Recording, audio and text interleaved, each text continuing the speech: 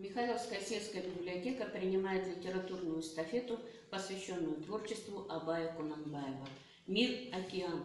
Времена, как ветры, гонят волны поколений, сменяющих друг друга. Эти слова сказаны великим Абаем. С тех пор, как они были произнесены, время прокатило много таких волн, но не унесли они имя Абая, потому что гений неисчерпаем. Не для забавы я слагаю стих, не выдумками наполняю стих, для чутких слухом, сердцем и душой, для молодых я свой рождаю стих. Так сам Абай определил предмет своего творчества. Поэтическая палитра Абая очень многообразна, от философских произведений до красочных описаний природы, от прямых, клеймящих сатирических строк до лирических стихотворений о любви. Для него любовь – это неиссякаемый источник, родник счастья и радости, а того, кто жил не любя, человеком назвать нельзя.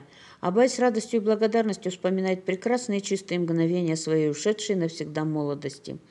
Горы ловят дальний гул, крик пастуший в тишине. На свидание в аул приходила ты ко мне, и отважна, и кратка, ты прекрасна, как дитя, прибежав издалека, дух с трудом переведя. Места не было словам. Помню сердце чистый стук, вмиг, когда к моим губам молча ты прильнула вдруг. Любовь у Абая – это всегда высоконравственное чувство. Он воспевает женщину любящую, сдержанную, верную.